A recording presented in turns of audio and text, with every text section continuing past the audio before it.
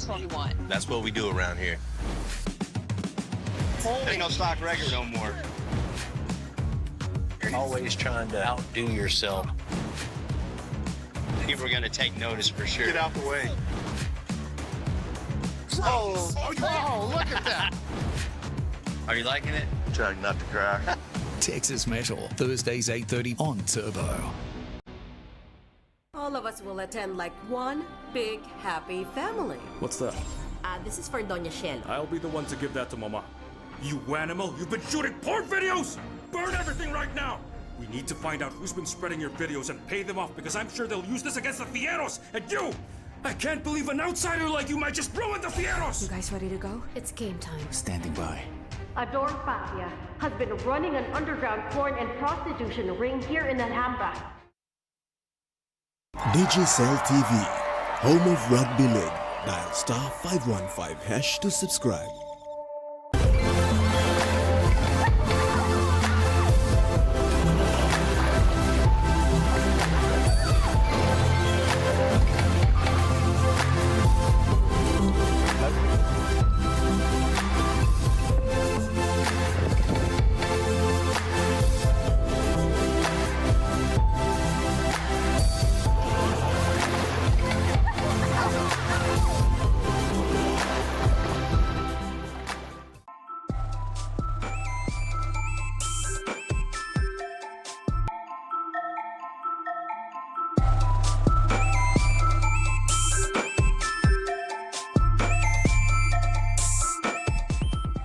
The TVWAN News is proudly brought to you by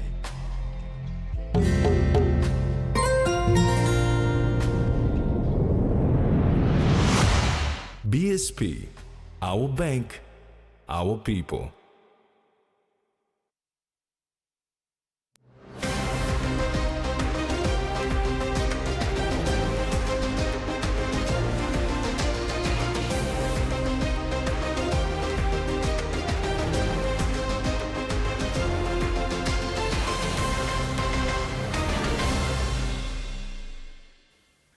Hello, this is TV1 News. I'm Maricela Calaton.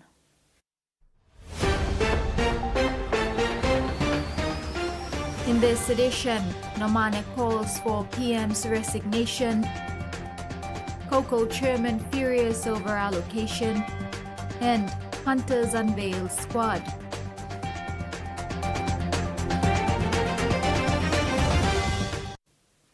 Deputy Leader of Opposition James Nomane is calling on Prime Minister James Marape and Minister for Police Peter Samalili Jr.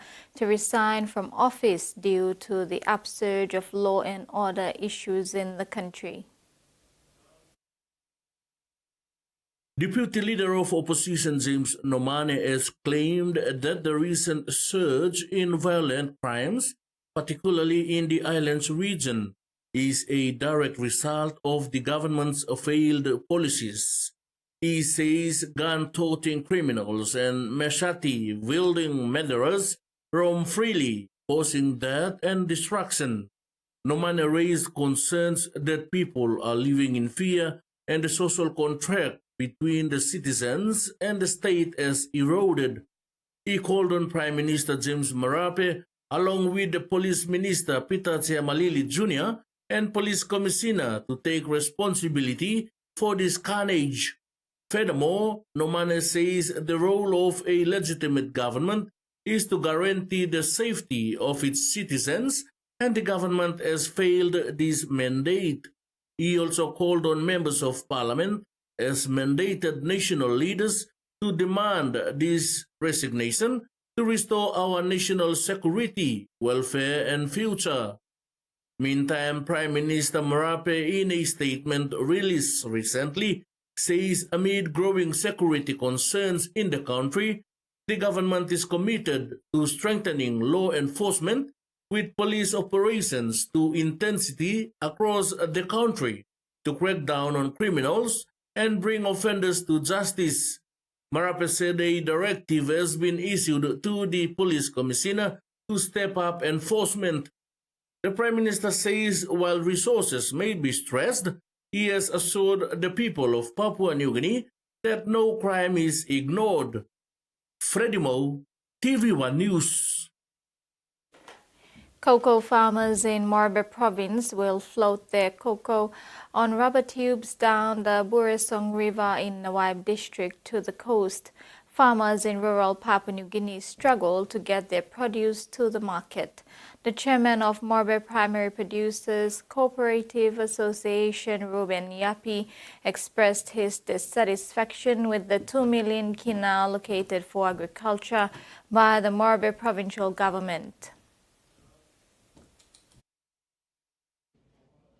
The chairman of Morbe Primary Producers Cooperative Association, Ruben Yapi, painted this rather grim picture when expressing his frustration over the 2 million kina that was allocated to agriculture in the 2025 Morbe provincial budget.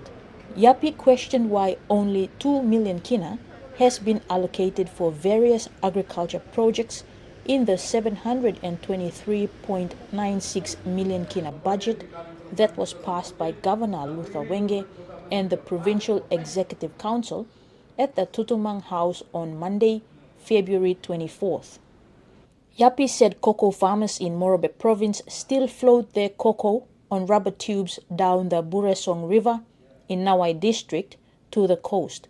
From there, they then transport it on a banana boat to Lae.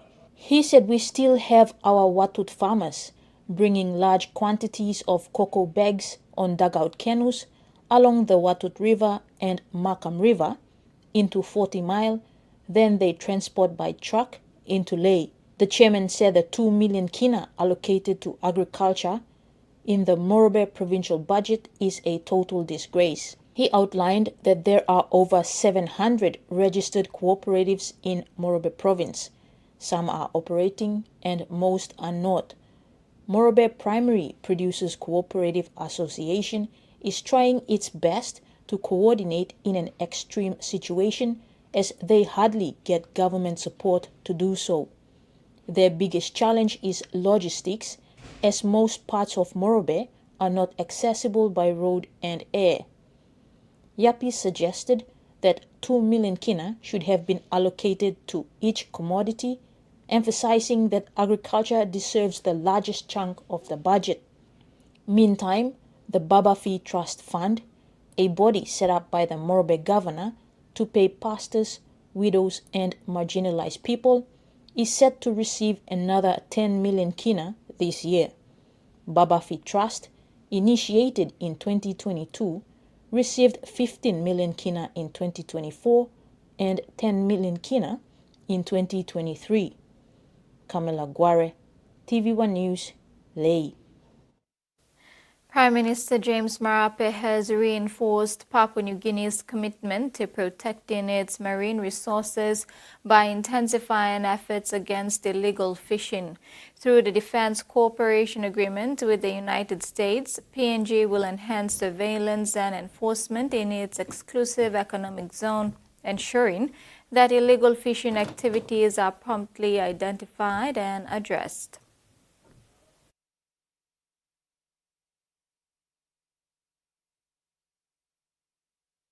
Prime Minister James Marape has emphasized the critical economic values of PNG's fisheries sector, particularly tuna, which accounts for over 55% of the world's tuna supply. He highlighted that small Pacific Island nations, despite being custodians of vast ocean resources, must not remain economically disadvantaged due to illegal, unreported, and unregulated fishing. Papua New Guinea is responsible for approximately 15 to 20% of the world's tuna supply. However, when considering the wider Western and Central Pacific Ocean, which includes PNG and other Pacific nations, this region accounts for over 55% of the global tuna catch. PNG has the largest EEZ in the Pacific, rich in skipjack, yellowfin, big eye, and albacore tuna, making it one of the most significant contributors to the global tuna industry. This is us stop illegal fishing. illegal and unregulated fishing. These are the groups that are depleting the fisheries in the Pacific, Central and Western Pacific waters. The world is concerned that this fish stock may be depleted. Other fish stock in other waters are being depleted as we speak. Our water remains the last water that is still healthy for not just tuna, but major fish stocks in the world, so to speak. Under the DCA with the U.S., PNG will enhance its capacity to apprehend illegal fishing vessels through joint maritime patrols and real-time surveillance technology. The U.S. military will assist in bolstering PNG's ability to monitor its waters and swiftly act against unauthorized fishing activities. Fish and tuna has the greatest potential to be a big employment creator for us and money earner for us. I did inform that forum yesterday in Honiara that working with the American through our ship rider and our defense corporation, any illegal fish in our waters, we will catch them and sink the boats and apprehend the boats. Freddie Mo, TVWAN News. Meantime, to further safeguard PNG's fisheries sector, the government is set to introduce a fish domestication policy in the second quarter of 2025. This policy mandates that all fish caught in PNG waters must be processed locally, ensuring value addition before export. This year, our fish domestication policy will come into place, and PNG will be on our way to all catches being brought into our country for processing and into our fish processing hubs and current plants we have, where we're working with to get it all fixed, if not set up our own.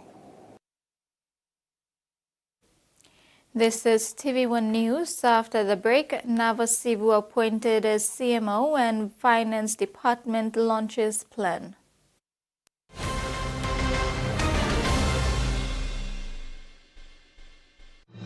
Experience a convenient and smarter way to do your banking with BSB Mobile Banking. You don't have to leave the office or your home to pay for bills. You can view your account balance, transfer funds, top up phone credits, or purchase EasyPay units wherever you are.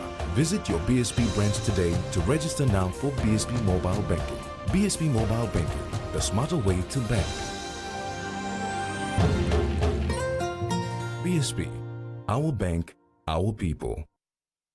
Meet the bank for everyone, everywhere. As People's Microbank, we were proud to be a bank for the people. Now as National Banking Corporation, we are bringing modern banking to all in Papua New Guinea. With more branches and our friendly staff ready to assist you in more places, we are making money matters simple and fair. So wherever you are, however you say it, say hello better banking. Learn more at nbcpng.com.pg.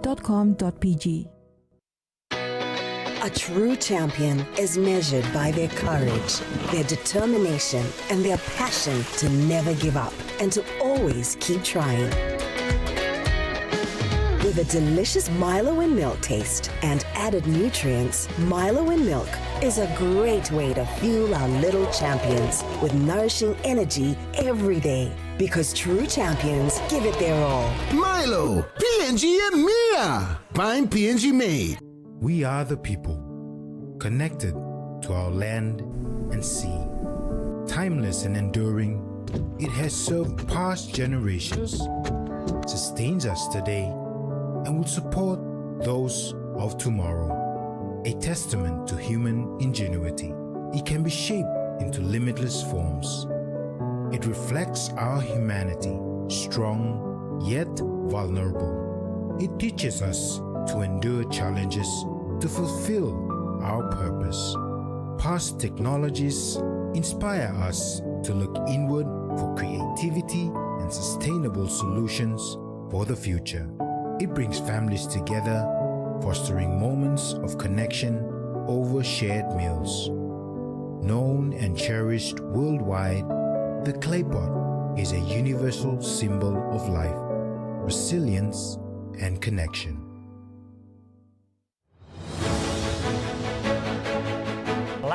discovery has been made in the deep waters off the Fiordland coast. For the first time, researchers have filmed forests of protected red and black coral. I'm from Papua New Guinea, so my operators and my loggers will tell me my stories, but then you go into schools and you don't see those stories.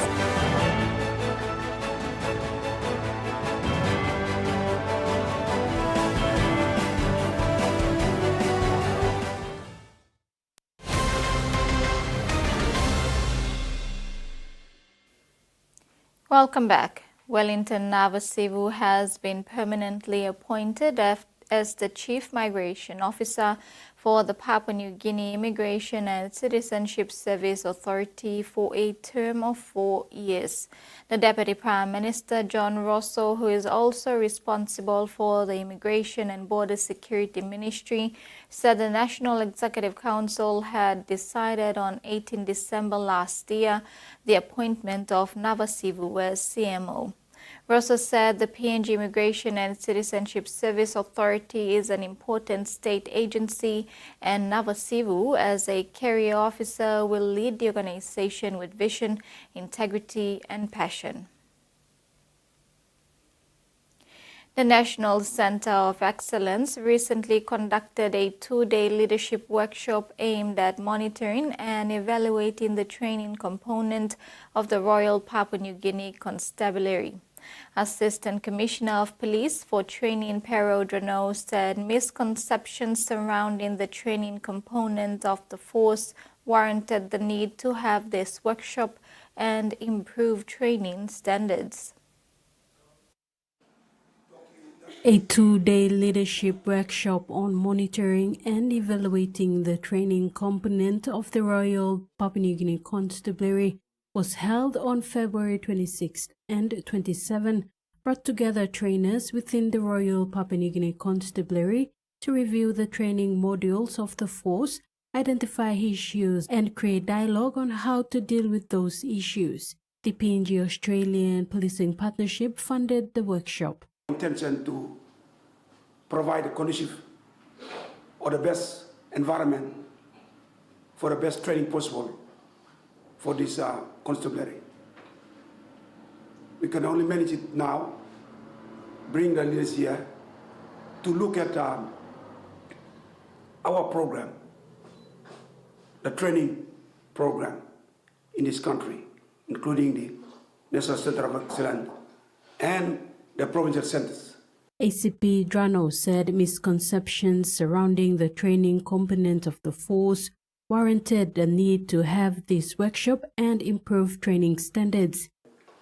But if we're not monitoring our process and then evaluating our performance, then there's no measurement to see whether we are advancing or we are not advancing.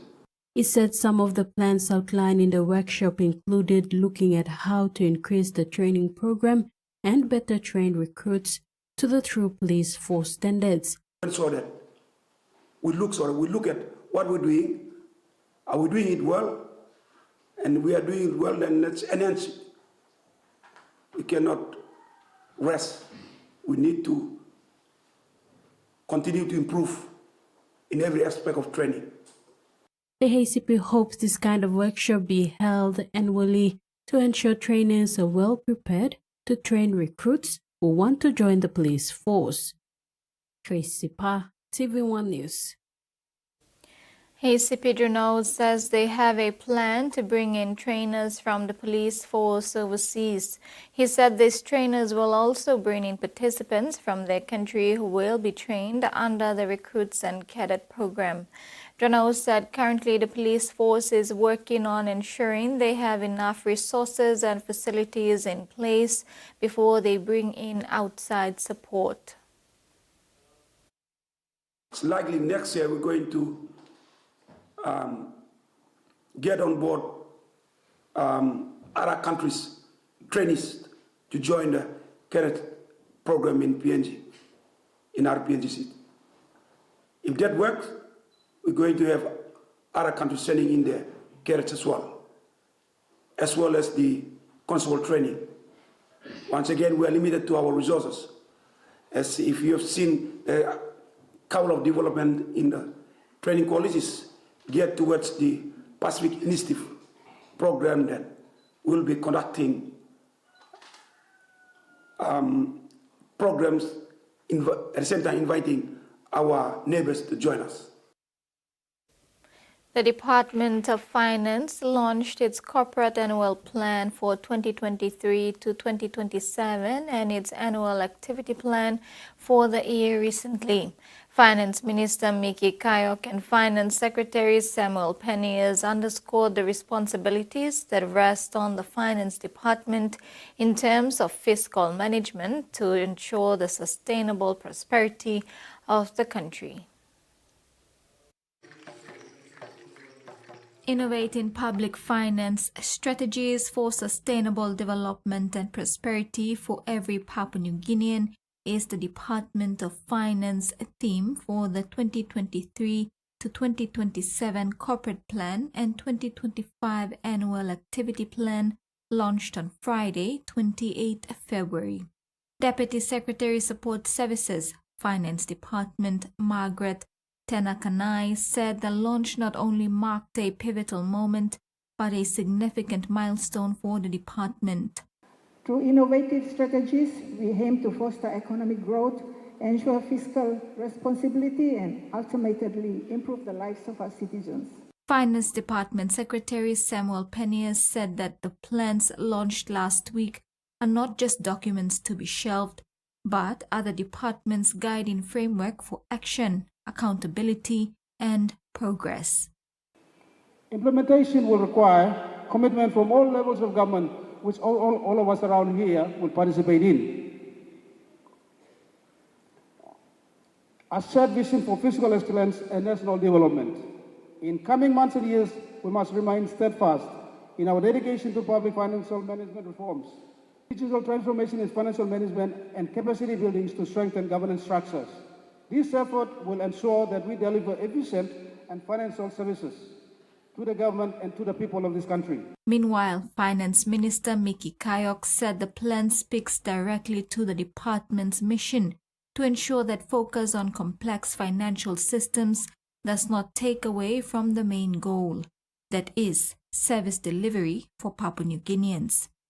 It's about making sure money reaches the mother in the highlands who needs medicine, for a child, teacher in the Gap province waiting for classroom supplies, and farmer in East New Britain needing better roads to get their crops to market. Minister Kayok called on the department to enhance the corporate and activity plans by working together to ensure successful delivery of the plan's outcomes.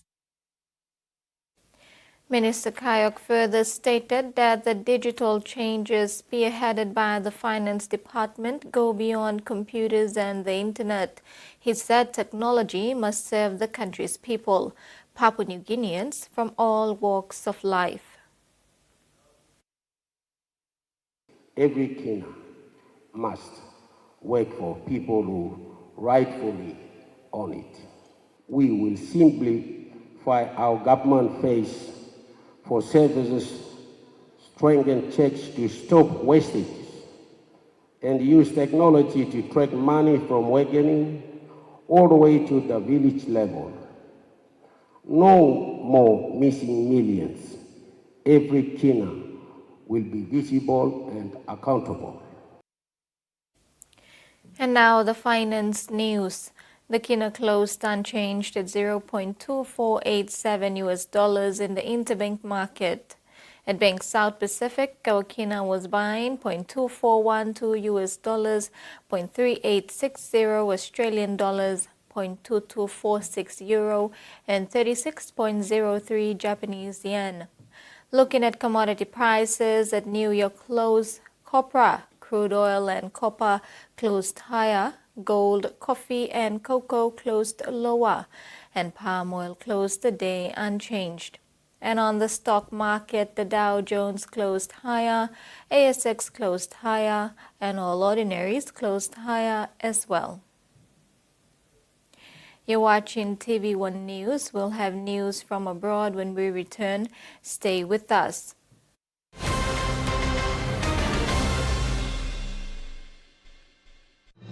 Experience a convenient and smarter way to do your banking with BSB Mobile Banking. You don't have to leave the office or your home to pay for bills. You can view your account balance, transfer funds, top up phone credits, or purchase Easy Pay units wherever you are. Visit your BSB branch today to register now for BSB Mobile Banking. BSB Mobile Banking, the smarter way to bank. BSB, our bank, our people. Hiya, Mama. You wait then, but me add him special flavor. Put in more flavor, put in more taste. Magic kakaru, get up a big smile on face. Time for him chicken, a great kumutu. Sip, sip, the moo, yes, magic on you. Maggi, the taste PNG loves. Hi, with the help of Palmolive Naturals shampoo and conditioner, with these 3 quick and easy tips, I'm going to show you that more natural, beautiful hair is achievable. Step 1, massage your scalp during washing with shampoo. Step 2, apply conditioner to the tips of your hair. Step 3, gently towel dry your hair. There you have it. For natural, beautiful hair, use Palmolive Naturals shampoo and conditioner. Have a great hair day. I love Doug, the best owner in the world. Fetch! Sayonara. You are officially a stray. That would mean Doug doesn't love me. He needs to feel my pain. I'm gonna bite his off. Oh. I'm 100% in for this. Let's go get some.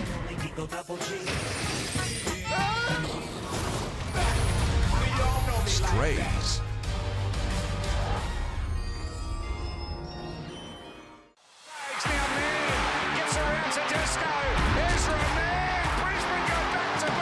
Play, a chance on the edge. Papali'i is there this time. Walker, hold it up. There's the try.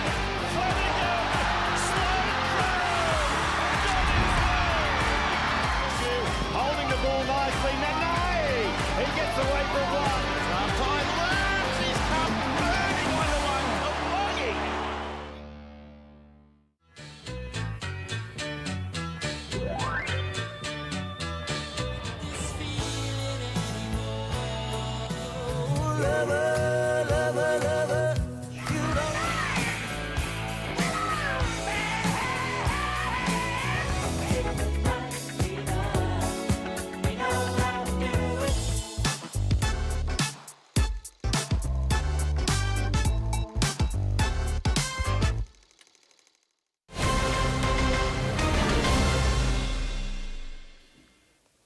Thanks for staying with us. In news abroad, hundreds of artifacts stolen or taken by Indonesia's former colonial ruler, the Netherlands, are being displayed in Jakarta after they were repatriated. In recent years, efforts to bring back Indonesian cultural objects have intensified, despite questions over whether Indonesian museums can properly protect them. From East Java to Jakarta with an extraordinary detour. These Hindu Buddhist statues date to the 13th century, but for the past 200 years they've been kept on the other side of the world. These items all help solve the puzzle of Indonesia's past. They've been hidden away in the Netherlands, but when they return home, they help complete the historic narrative. Taken from a Javanese temple, they form part of a collection now on display of artefacts returned to Indonesia by the Dutch. Some items were stolen. Others, like these Balinese artworks, were taken to Europe for an exhibition and never returned. The head of collections, Gunawan, says getting them all back has taken decades. For repatriating artefacts, first we need to do research about the origins of the items we claim. Mainly, we are trying to repatriate items that historically were the result of looting or the booty of war. Each day, school students stream in here to see parts of their country's history that only a year or two ago were being kept in European museums. I feel like I went back in time. I cannot imagine how they made it so detailed. Since its independence from the Dutch in 1949, Indonesia has sought the return of cultural items, but the process only accelerated when Jakarta submitted a detailed list 3 years ago. It's part of a broader restitution and repatriation movement of governments asking former colonial rulers for their treasures or artefacts back. Complicating the process is Indonesia's track record of museum theft, including hundreds of trinkets and other items returned by the Dutch in 2019 that were burgled from a museum in Sulawesi. History buffs hope that these priceless parts of Indonesian history never go missing again. Millions of Queenslanders are being warned to prepare for the impact of tropical cyclone Alfred, with the system expected to make landfall in the southeast by Thursday. A search and rescue operation is underway for a Lithuanian man attempting to row from San Diego to Brisbane, caught up in tropical cyclone Alfred on the Queensland coast.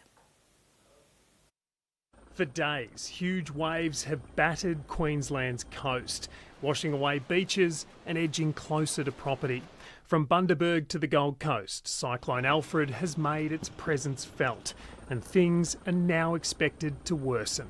The likelihood of that system heading towards the coast has increased to that stage. The Bureau of Meteorology expects Alfred to turn towards southeast Queensland, strengthening to a Category 2 cyclone before making landfall on Thursday. At this stage, it is not possible to predict the exact coastal crossing, and people, as I said, from Bundaberg right down to the Gold Coast need to be aware. Wind gusts of up to 150 kilometres per hour and rainfall of 300 to 600 millimetres is forecast. A flood watch has been put in place for areas from the Mary River right through to the border and beyond. Huge swells and even higher tides could inundate low-lying coastal areas. We're in the process of measuring up to do some sandbagging just as a temporary measure. That's all we can do is try to do our best. Somewhere in the Coral Sea off Mackay, a rescue mission is underway for a Lithuanian ocean rower spotted by the Air Force bobbing around in huge waves and 100-kilometre winds, but as yet unharmed. On the Gold Coast, preparations are underway. We know that we've got a lot of low-lying areas across the city, and tomorrow morning from 8 o'clock we'll open our 3 sandbagging sites at Pimpamar, Balinga and Burleigh Heads. The Premier says he's spoken to a number of public and private hospitals in low-lying areas to make sure they are prepared if the cyclone makes landfall. The southeast told to expect a cyclone and prepare accordingly. Australia's independent brewers say freezing the excise on beer will make little difference to the industry or consumers. Labor announces a 2-year pause on the drought beer excise if they win the federal election, but craft beer brewers want broader reform. When the PM pulls a schooner, an election must be close. Anthony Albanese at his local with a promise to freeze the excise on draft beer. This is a win for beer drinkers, it's a win for brewers. But it doesn't pass the pub test for everyone. For the small independent brewers across the country, 2/3 of which are in rural and regional areas, we employ more than 50% of the whole sector. This won't help.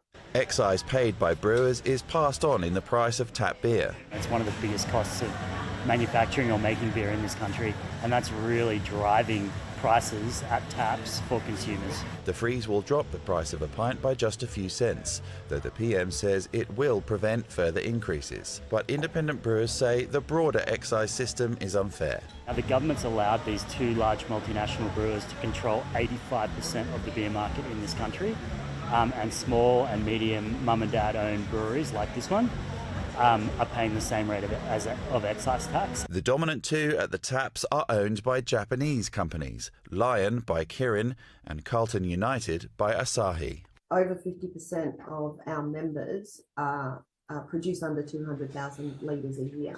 So obviously very, very small. When you liken that to Kirin or Asahi, Lion and CUB, they're at 500 million. With that scale comes the ability to absorb excise increases, something not possible for the craft beer industry. The big 2 also set the market price of a pint. If our beer is too much more expensive than theirs, consumers won't buy it. So there's only so much elasticity we have on price. All brewers get a rebate on the excise they pay. Labor will increase that from $350,000 to $400,000, but not until 2026. The coalition has matched the excise freeze. You're watching TV1 News. Coming up next in sports, Hunters season launched and Jimbet targets junior development.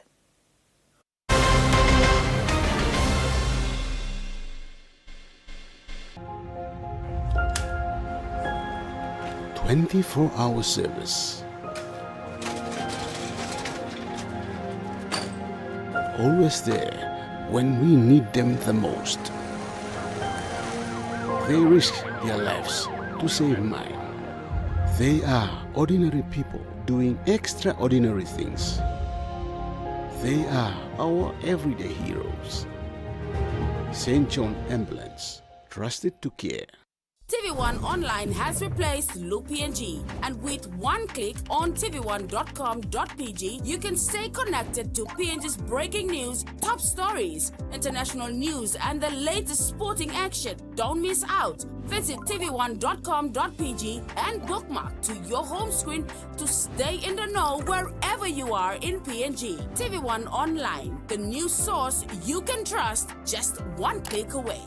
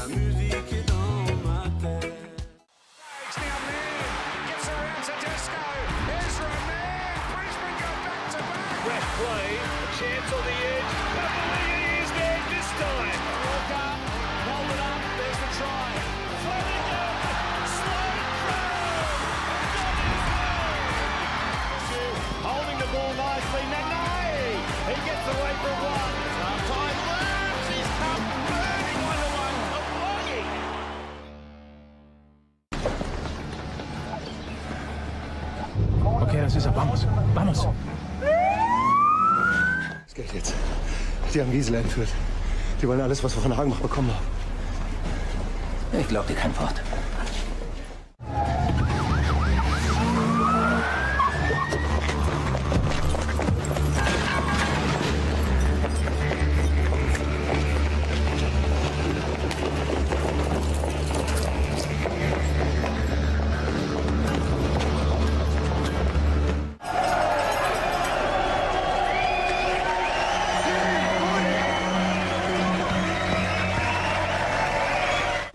Ich weiß, du hast mehr daraus gemacht, viel mehr.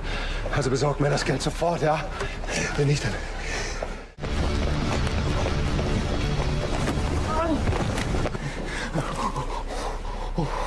Alles im Dollar.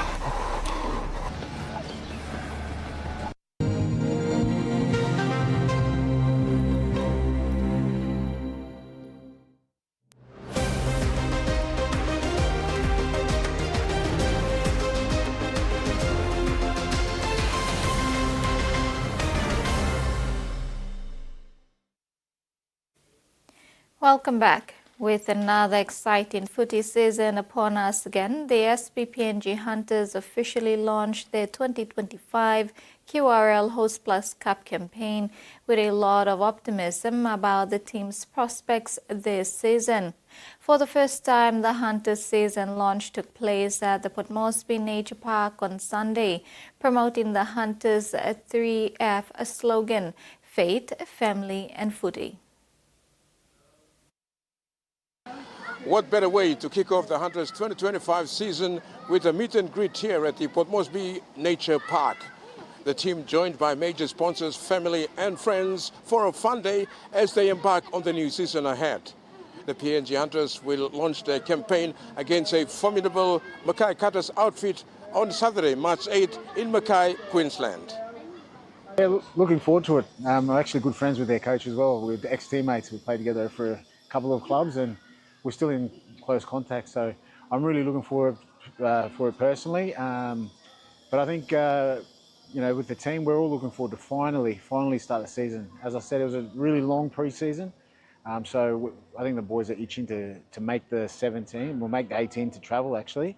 And then to make the 17 that'll play, it'll be boys are itching to play. Yeah, definitely. Meanwhile, Ayton is also excited about the depth in the squad this year and can't wait to unleash the new prospects they have in the squad. They bring their own game with fresh energy and flair, adding more value to the team. I'm really confident. We've had a few experienced leave, but then we've got some new boys come in. So yes, they're new, but they bring their own flavour to the team. So that's quite exciting to see what they're going to bring. Yeah, now it's the opposite. We've got tall, lanky ones, and I like different body shapes. I think it's important. I think they complement each other.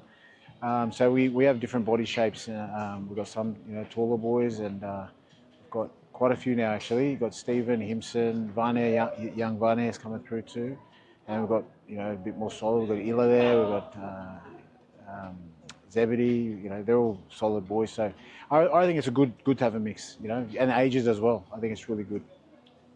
Coach Ayton is optimistic about the team's prospects, believing that this year's squad possesses the skills and determination necessary to surpass last year's performance when they were eliminated in the prelim finals.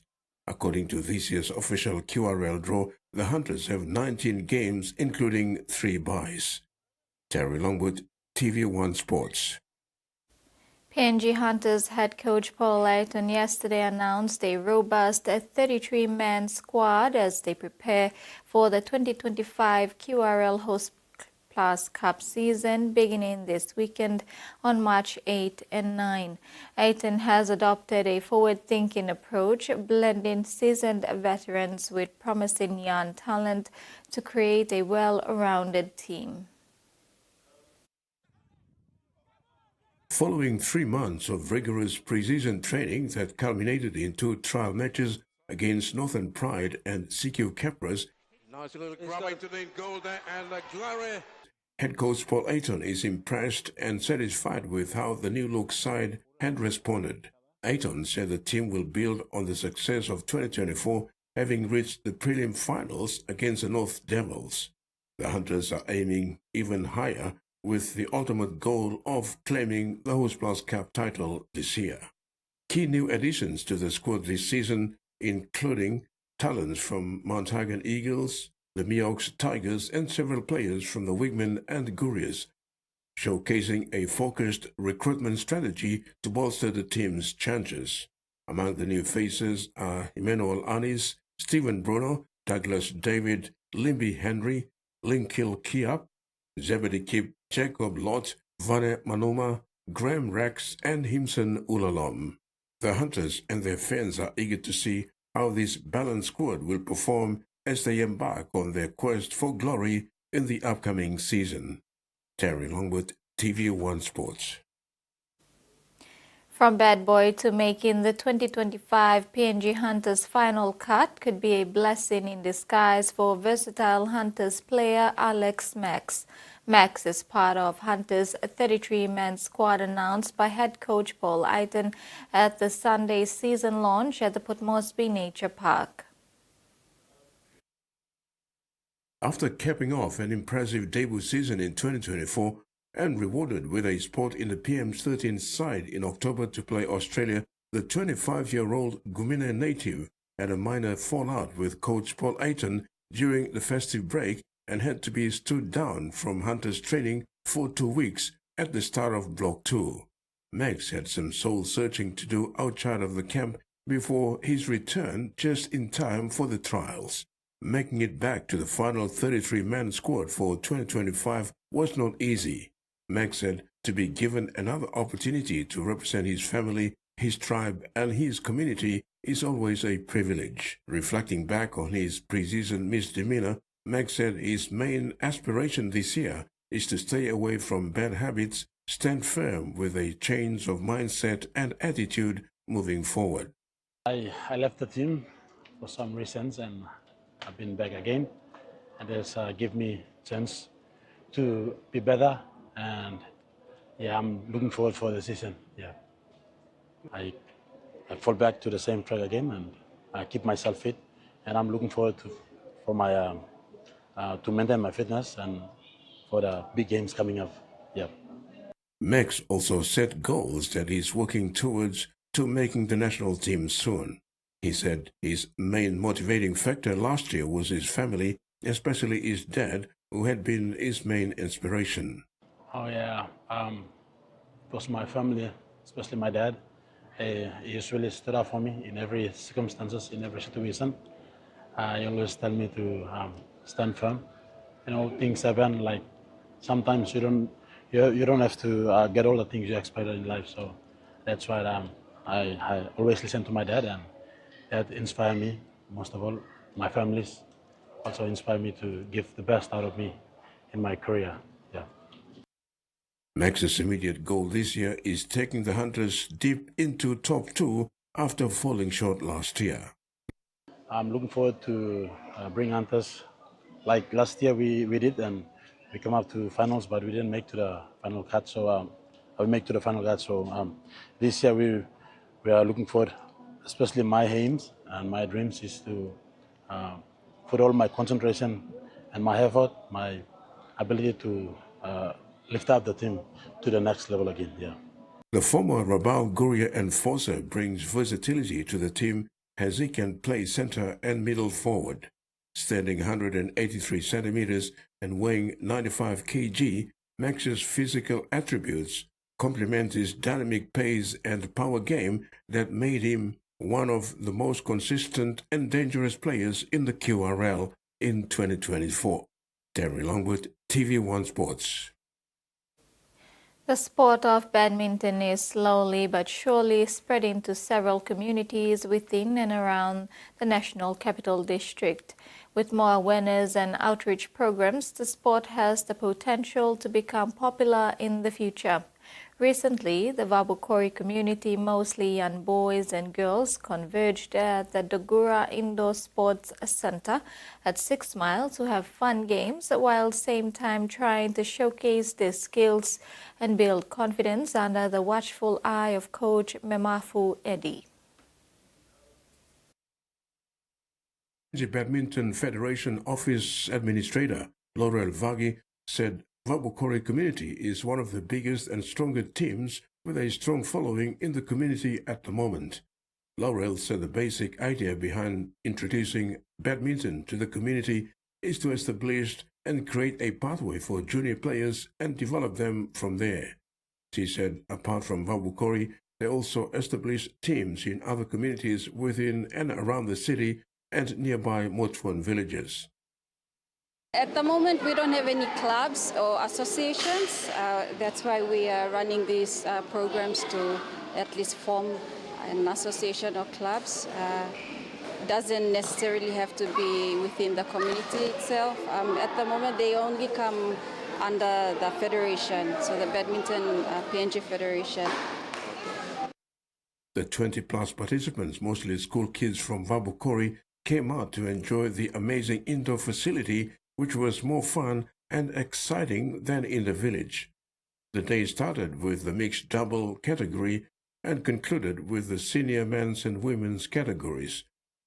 The event ended with a small presentation. Laurel highlighted that one of the major challenges is securing sponsorship. However, through the leadership of President Kini Karo, he's been proactive in keeping the federation going. She said running such community games is made possible through funding under a Badminton World Federation membership grant. They are also looking forward to engaging with more communities, which would culminate in staging a mini tournament. Challenges at the moment is getting sponsorship. So we're working around that with the help of our president, Mr. Kini Karo. I'd like to acknowledge him as well. He's a very great support to the federation itself. So right now, this competition is under Badminton World Federation membership grant. So they are the main sponsors for this competition. We're looking at more community events, and then hopefully we can do a tournament for all the communities respectively. She further explained that the Badminton Federation's main focus at the moment is on para-competitions running domestically and abroad. Their other focus is junior badminton development. Terry Longwood, TV1 Sports. The Oceania Football Confederation has received 24 expressions of interest for the OFC Professional League due to kick-off in January 2026. With the deadline for submissions closing on Friday, 28 February, clubs from across the Pacific have signaled their intent to be part of the competition, including PNG. The race is now on for clubs to secure a spot in the Elite 8-team competition, which will run from early January to May 2026, with the application process continuing through until the end of June. A total of 24 expressions of interest have been received, with wide interest from the Pacific nations. Papua New Guinea, Fiji and New Caledonia expressed their interest in fielding more than one team in the OFC Professional League. OFC Professional League has hailed the overwhelming response as a significant milestone. It says the response shows so many clubs share the vision and passion to develop professional football across Oceania. The league has put a lot of work into structuring a professional league that will accelerate the growth of football across the region. A timeline has been set for the selection process ahead of the professional league starting in January 2026. By the end of June 2025, the OFC will conclude the application process, and by September, a final vetting and licenses to be issued to the successful clubs. The OFC Professional League is set to redefine the football landscape in the region, establishing a competitive and sustainable framework for elite football. With 8 premier teams from across the Pacific, the league promises to set new benchmarks for performance, competition, and opportunity for the sport across Oceania. Susan Oreape, TV1 Sports. The 2025 Palau Mini Games is a few months away with preparations underway. Team PNG is in the process of finalizing a team for the 12 Pacific Mini Games in Koror, Palau from 25th July to 4th August. Indoor volleyball had its 4th testing on Saturday, March 1st at the Taurama Aquatic Center, led by hardworking and dedicated partners from High Performance Sport PNG. Their expertise and commitment are key to ensuring PNG athletes are in top form for the Pacific Mini Games. Meantime, the Palau 2025 Pacific Mini Games Chef the mission were in Palau to visit schools to be used as athlete accommodation, as well as the competition venues for triathlon, archery, beach wrestling, beach volleyball, table tennis, 3x3 basketball, and indoor volleyball. The second consecutive year opening its season in Sin City, the National Rugby League was up to the task, delivering a week-long show of its own, climaxed by Saturday's entertaining quadruple header at Allegiant Stadium. This live on Fox League. For the 4 NRL clubs who came to Vegas for the league's second year of the 5-year commitment, the Canberra Raiders defeating the New Zealand Warriors 38 and the Penrith Panthers defeating the Cronulla Sharks 28-22 in the night's finale. Saturday was about getting a result in their respective opening fixtures. The week was about more than the bone-crushing blows and the final scores. It was about the NRL's effort to globalize the sport and expose it to an American audience, though much of the 45,209 in attendance was made up of Aussies, Kiwis and Brits. However, the big gig did not go down with its share of on-field controversies. Sharks keeper Cameron McInnes wants clarity after he was denied a captain's challenge on a controversial lost ball call that went against Cronulla in the 28-22 loss to the Penrith Panthers. With 60 minutes to go in the game and the Panthers leading 24-16, the Sharks were hot on the attack when McInnes had the ball squeezed out of his hands as he went down to play the ball. The Panthers players appeared to be holding on to the tackle too long, and an arm appeared to be in and around the ball, but referee Ashley Klein ruled a lost ball against the Sharks. McInnes immediately called for a captain's challenge, but was denied by Klein, and the Sharks missed a golden opportunity to narrow the gap. Sharks coach Greg Fitzgibbon was perplexed by the call. Regardless, Fitzgibbon was proud of his players after pushing the four-time premiers after trailing behind 24-10 at one stage. McInnes denied the occasion, got the better of the players and called on his team to be better in the big moments. Terry Longwood, TV1 Sports. And that's the news segment. We'll now have the weather forecast.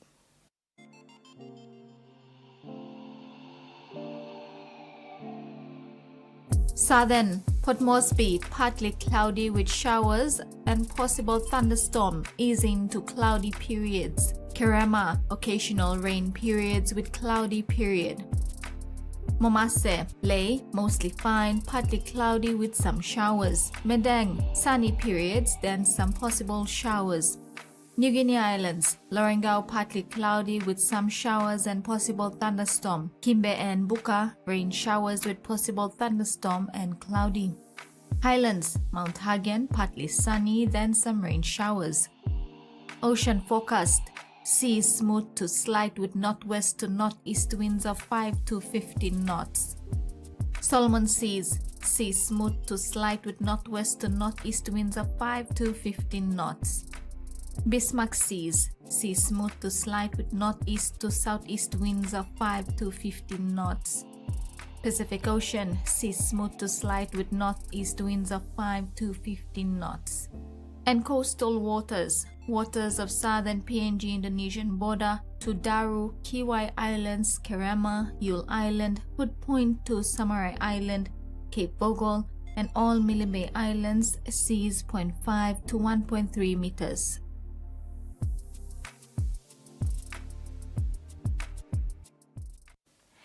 That ends this edition of TV1 News. Have a pleasant evening. Bye for now.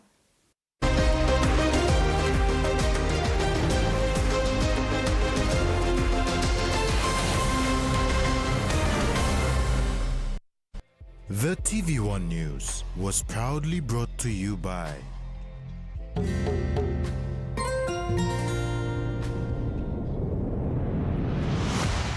BSP, our bank, our people.